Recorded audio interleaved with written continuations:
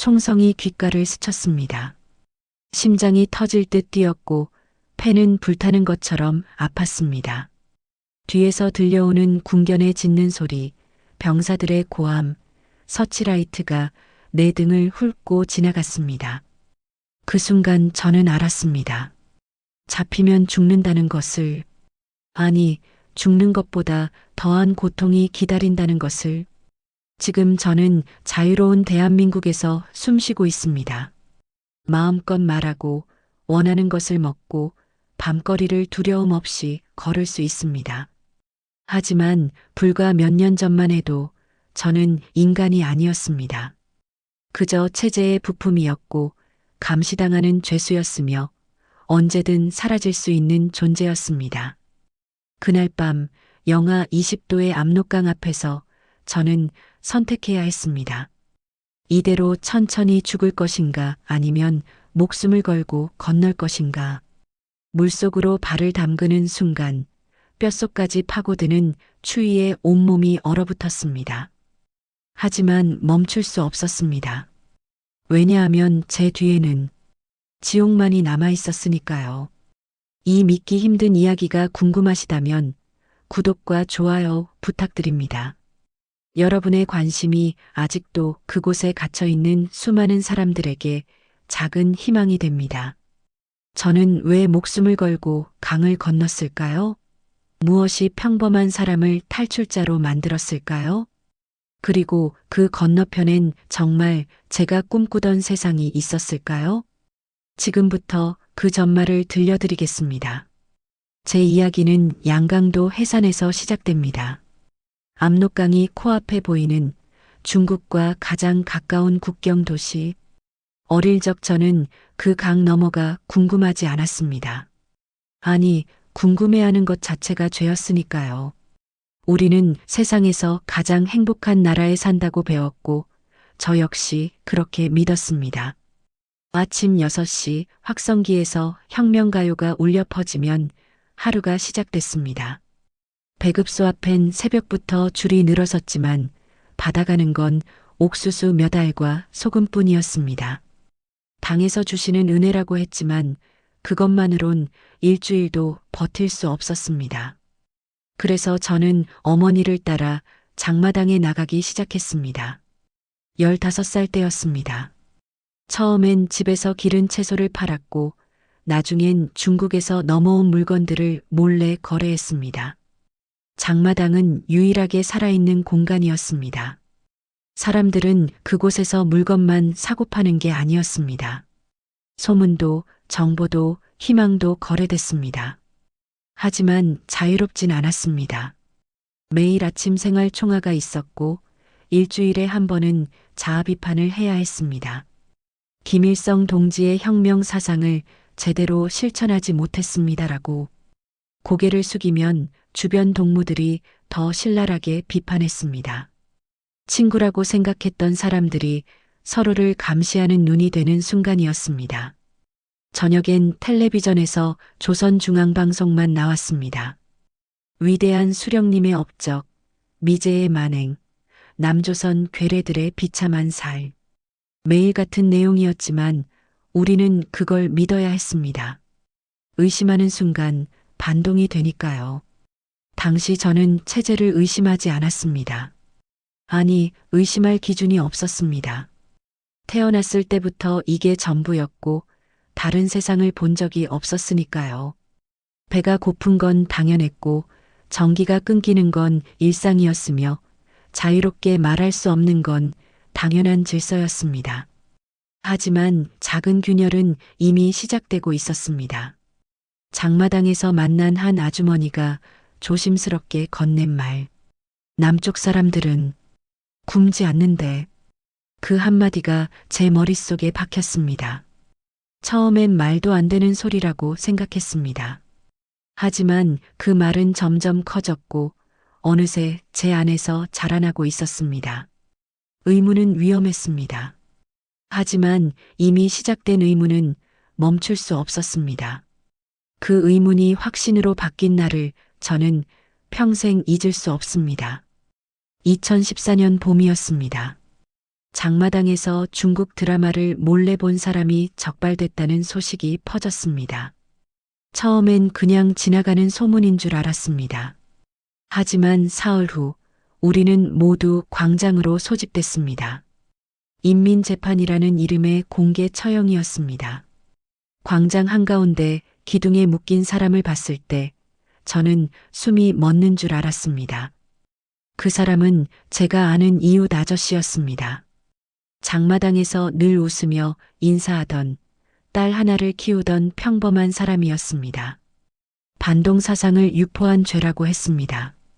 그가 본 건 그저 중국 드라마 한 편이었습니다. 남쪽 세상도 정치적 내용도 아니었습니다. 그냥 사람들이 웃고 밥 먹고 사랑하는 평범한 이야기였습니다. 총성이 울렸습니다. 저는 눈을 감을 수 없었습니다. 주변을 둘러보니 모두가 고개를 들고 지켜보고 있었습니다. 안 보면 나도 의심받으니까요.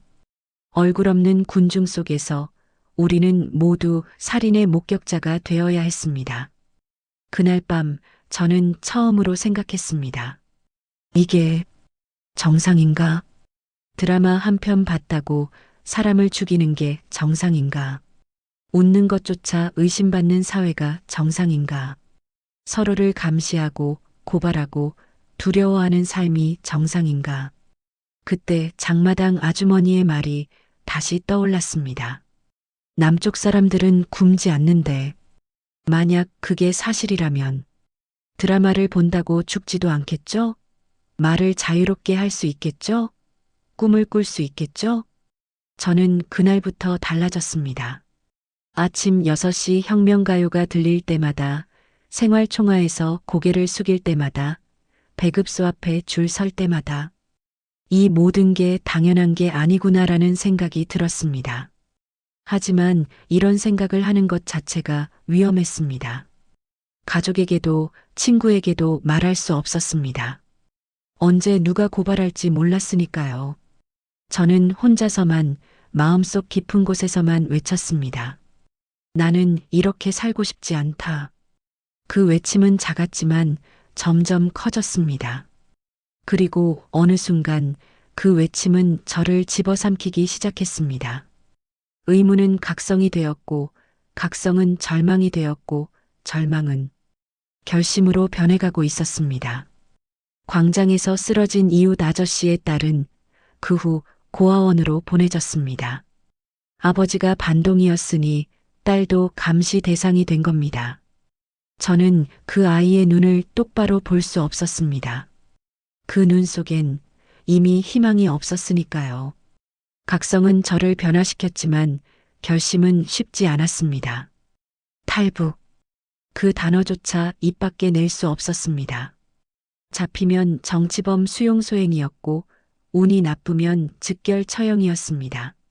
그리고 무엇보다 가족까지 연좌제로 끌려갔습니다. 3대가 멸문당하는 겁니다. 하지만 전환점은 예상치 못한 곳에서 왔습니다. 어머니가 쓰러지셨습니다. 영양실조였습니다. 병원에 데려갔지만 의사는 그저 고개를 저었습니다. 약이 없습니다. 영양제도 없고요. 그냥 집에서 쉬게 하세요.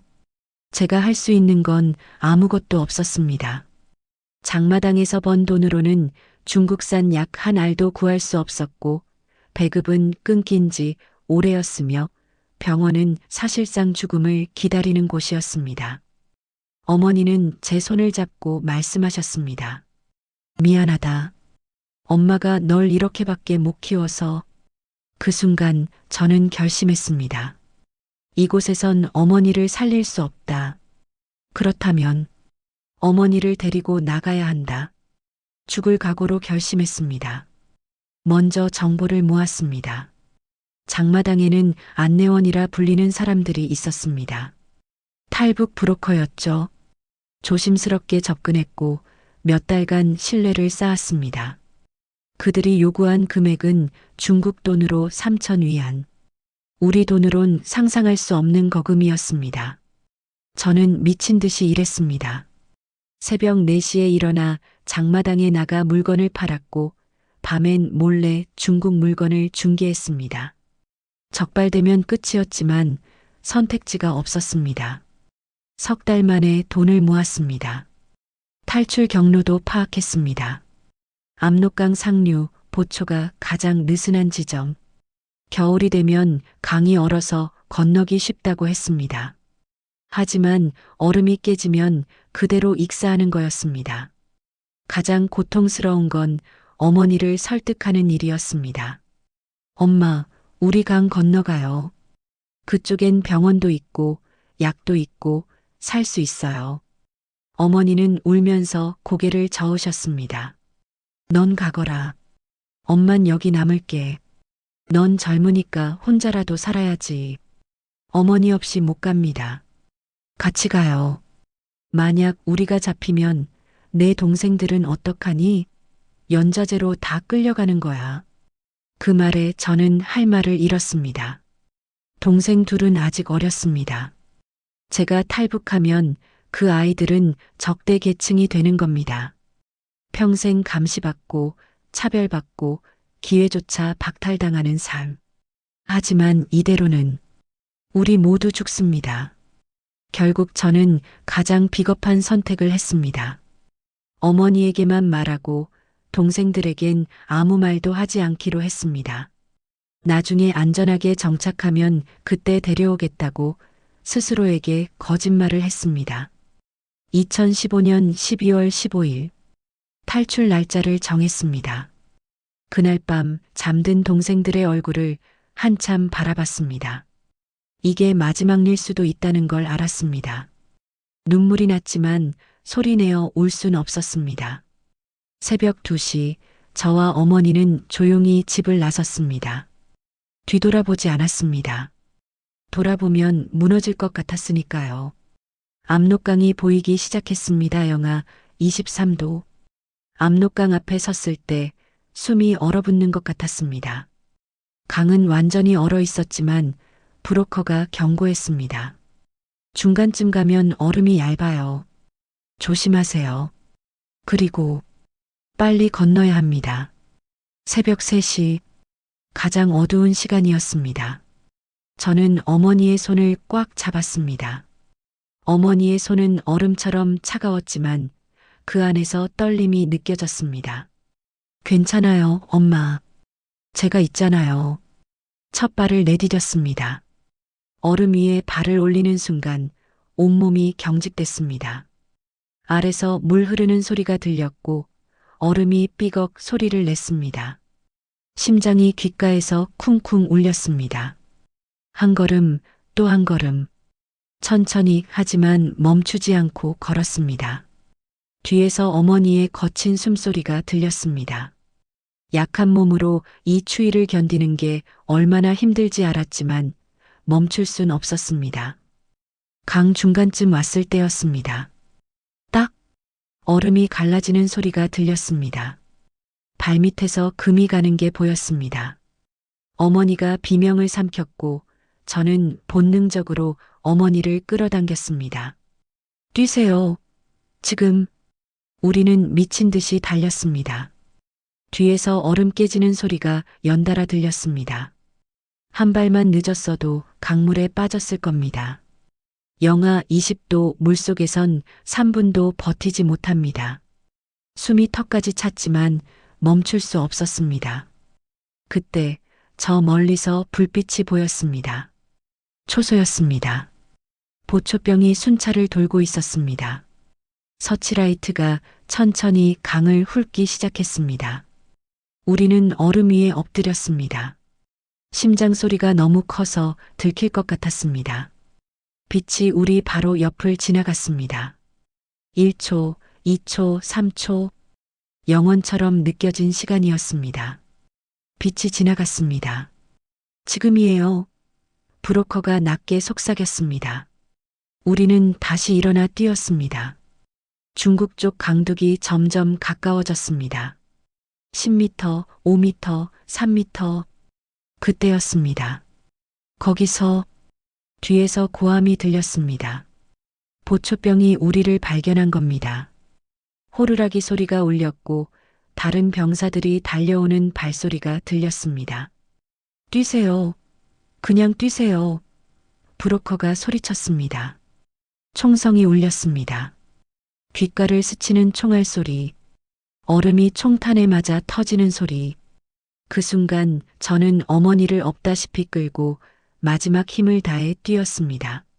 중국 땅에 발을 디뎠습니다. 하지만 안전한 게 아니었습니다. 북한 병사들은 국경을 넘어서까지 추격했습니다. 우리는 강둑을 기어올라 숲속으로 뛰어들었습니다. 가시덤불이 얼굴을 핥히고 넘어져도 일어나 또 뛰었습니다. 총소리가 점점 멀어졌습니다. 1시간을 더 뛰고 나서야 브로커가 멈추라고 손짓했습니다. 이제 괜찮습니다. 여긴 중국 깊숙한 곳이에요. 그제야 저는 주저앉았습니다. 어머니는 이미 기절한 상태였습니다. 저는 어머니를 안고 울었습니다. 살았다는 안도감보다는 이제부터 시작될 또 다른 지옥에 대한 두려움 때문이었습니다. 우리는 강을 건넜습니다. 하지만 자유는 아직 멀었습니다. 이제부터 진짜 도망이 시작되는 겁니다. 중국에 도착했을 때 저는 자유를 얻었다고 생각했습니다. 하지만 그건 착각이었습니다. 브로커는 우리를 허름한 농가로 데려갔습니다. 여기서 한 달 정도 숨어 지내세요. 중국 공안이 탈북자 단속을 하고 있어요. 잡히면 바로 북송됩니다. 북송? 그 단어만으로도 온몸이 얼어붙었습니다. 북한으로 돌려보내진다는 건 죽음을 의미했습니다. 우리는 그 좁은 방에 갇혀 지냈습니다. 창문도 제대로 열 수 없었고 밖에 나갈 수도 없었습니다. 누군가 신고하면 끝이니까요. 하루 종일 숨죽이며 발소리만 들려도 심장이 멎을 듯 두근거렸습니다. 어머니의 상태는 점점 나빠졌습니다. 강을 건너며 악화된 몸은 회복될 기미가 보이지 않았습니다. 약이 필요했지만 병원에 갈 수 없었습니다. 신분증이 없으니까요. 저는 브로커에게 애원했습니다. 약이라도 좀 구해주세요. 제발이요. 돈 더 주면 되죠. 모든 게 돈이었습니다. 약도, 음식도, 안전도. 가져온 돈은 이미 바닥났고 더 벌 방법도 없었습니다. 우리는 그저 갇힌 쥐였습니다. 한 달 후 상황은 더 나빠졌습니다. 브로커가 바뀌었습니다. 새로운 브로커는 처음 사람과 달랐습니다. 한국 가려면 돈이 더 필요해요. 1인당 5천 위안씩. 우리에겐 1원도 없었습니다. 그는 비웃으며 말했습니다. 그럼 일해서 갚아요. 여기 농장에서 일하면 돼요. 선택지가 없었습니다. 저는 중국인 농장에서 일하기 시작했습니다. 새벽 5시부터 밤 9시까지 하루 16시간을 일했습니다. 임금은 한국 돈으로 하루 3,000원 정도였습니다. 그나마도 브로커가 절반을 가져갔습니다. 언어가 통하지 않았습니다. 중국어를 못하니까 농장주는 저를 짐승처럼 대했습니다. 욕을 먹어도 밥을 제대로 못 먹어도 참아야 했습니다. 신고당하면 끝이니까요. 어느 날 같은 농장에서 일하던 탈북 여성을 만났습니다. 그분은 이미 3년째 중국에 있었습니다. 한국은 언제 가요? 제가 묻자 그분은 쓸쓸하게 웃었습니다. 한국? 그거 꿈이에요. 브로커들은 계속 돈을 요구해요. 갚아도 끝이 없어요. 우린 노예예요. 그 말이 가슴에 박혔습니다. 우리는 북한을 탈출했지만 또 다른 지옥에 갇힌 겁니다. 석 달이 지났을 때 위기가 찾아왔습니다. 공안의 단속이 시작됐습니다. 마을 전체가 긴장했고 농장주는 우리를 지하 창고에 숨겼습니다. 일주일을 햇빛도 보지 못하고 물과 빵 조각으로 버텼습니다. 어머니는 기침을 멈추지 못했고 저는 어머니 입을 막으며 울었습니다. 제발 조용히 해주세요. 들키면 안 돼요. 단속이 끝나고 나왔을 때 저는 결심했습니다. 이대로는 안 된다. 반드시 한국에 가야 한다. 그날 밤 저는 새로운 브로커를 수소문했습니다. 더 위험하지만 더 확실한 경로가 있다고 했습니다. 동남아시아를 거쳐 한국으로 가는 길. 비용은 더 들지만 성공률이 높다고 했습니다. 저는 농장에서 몰래 모은 돈을 모두 꺼냈습니다.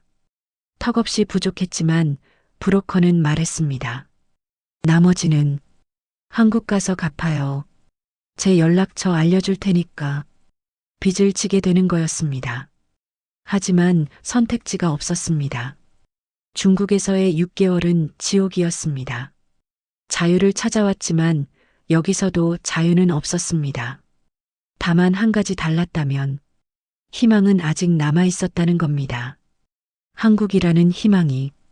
중국에서의 6개월이 지나고 드디어 출발 날짜가 잡혔습니다. 새로운 브로커는 말했습니다. 라오스를 거쳐 태국으로 갑니다. 거기서 한국 대사관에 들어가면 끝이에요. 간단해 보였지만 그는 덧붙였습니다. 도중에 잡히면 모든 게 끝입니다. 중국 공안한테 걸리면 북송, 라오스나 태국 경찰한테 걸려도 뇌물 못 주면 북송입니다. 우리는 5명이었습니다. 저와 어머니 그리고 다른 탈북자 3명. 모두 지쳐 있었지만 눈빛만은 살아 있었습니다. 버스, 기차, 트럭. 우리는 열흘간 쉬지 않고 이동했습니다.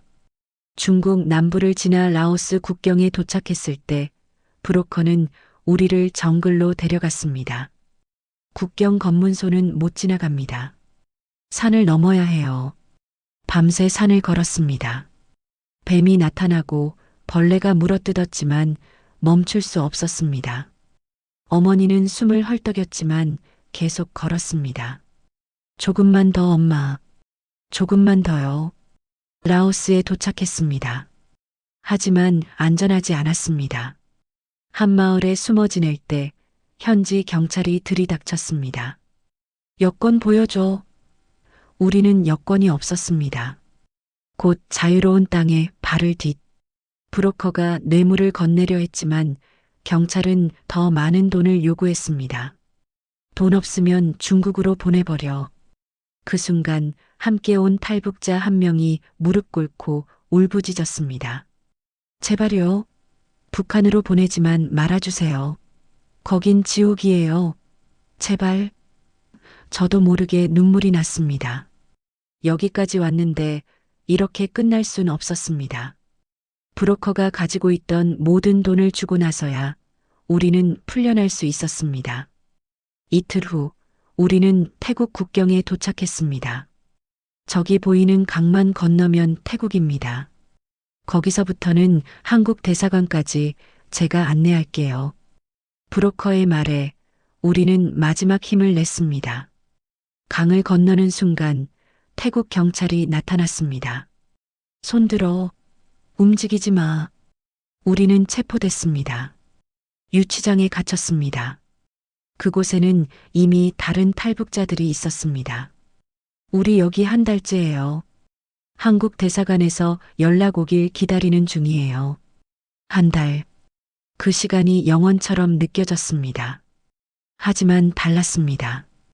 여기선 북송 걱정을 하지 않아도 됐습니다. 태국 정부는 탈북자를 북한으로 보내지 않았으니까요. 우리는 기다릴 수 있었습니다. 보름이 지났을 때 한국 대사관 직원이 왔습니다. 대한민국으로 가시는 분들 맞으시죠? 서류 작성하시면 곧 한국으로 갈 수 있습니다. 그 말을 듣는 순간 저는 주저앉아 울었습니다. 어머니도 울었고 함께 온 사람들도 모두 울었습니다. 살았다는 안도감, 드디어 끝이 보인다는 희망, 그리고 여기까지 오느라 잃어버린 모든 것들에 대한 슬픔이 한꺼번에 쏟아졌습니다. 2016년 8월 12일, 우리는 방콕 공항에서 대한민국행 비행기에 올랐습니다. 비행기 창밖으로 구름이 보였습니다. 어머니가 제 손을 잡으며 말했습니다. 우리 정말 가는구나. 살았구나. 네, 엄마. 이제 괜찮아요. 비행기가 이륙했습니다. 저는 창밖을 바라보며 생각했습니다. 곧 자유로운 땅에 발을 딛는구나. 진짜 자유를. 인천공항에 도착했을 때 저는 땅에 입을 맞추고 싶었습니다. 대한민국에 오신 걸 환영합니다. 공항 직원의 그 말이 꿈처럼 느껴졌습니다. 1년 전만 해도 저는 북한의 어두운 방에서 굶주리고 있었습니다. 6개월 전에는 중국 농장에서 노예처럼 살았습니다. 그리고 지금 저는 자유로운 땅에 서 있었습니다. 첫 일주일은 조사였습니다. 국정원에서 신원 확인을 했고 탈북 경위를 설명해야 했습니다. 처음엔 두려웠습니다. 혹시 다시 보내는 건 아닐까? 하지만 담당 직원은 친절했습니다. 힘드셨죠? 이제 안전합니다. 여기선 아무도 당신을 해치지 않아요. 그 말에 저는 처음으로 진짜 안전함을 느꼈습니다. 하나원에 들어갔습니다. 탈북자 정착 교육을 받는 곳이었습니다.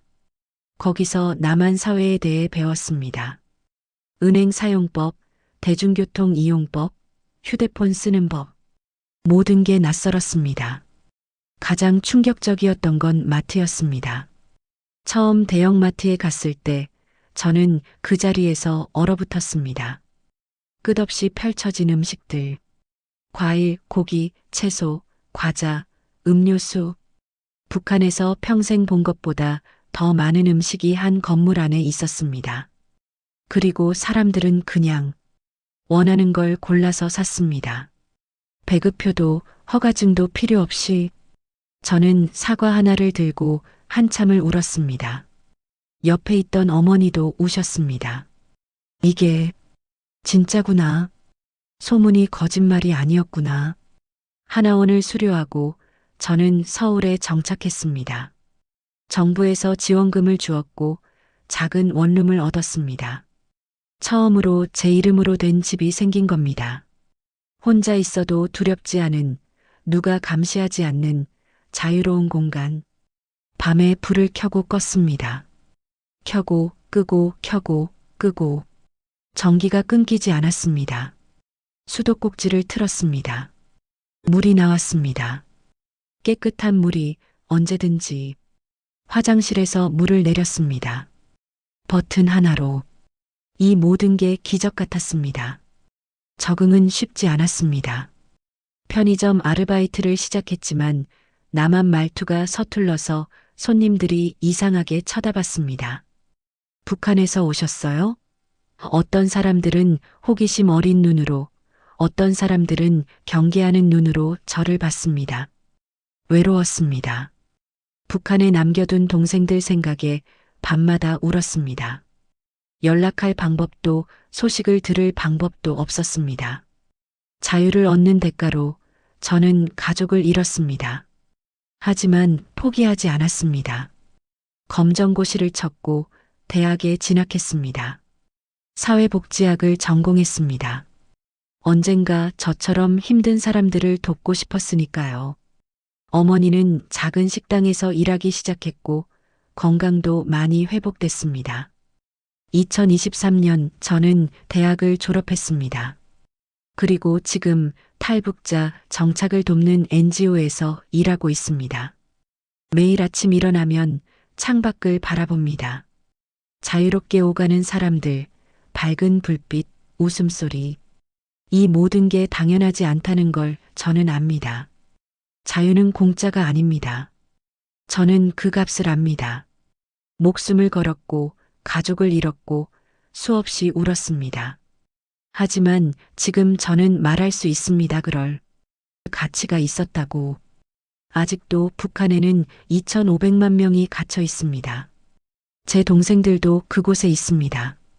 언젠가 그들도 이 자유를 느낄 수 있기를, 이 빛을 볼 수 있기를 간절히 바랍니다. 여러분께 부탁드립니다. 북한을 잊지 말아주세요. 그곳엔 아직도 희망을 꿈꾸는 사람들이 있습니다. 자유는 당연한 게 아닙니다. 소중히 지켜주세요. 그리고 감사합니다. 제 이야기를 들어주셔서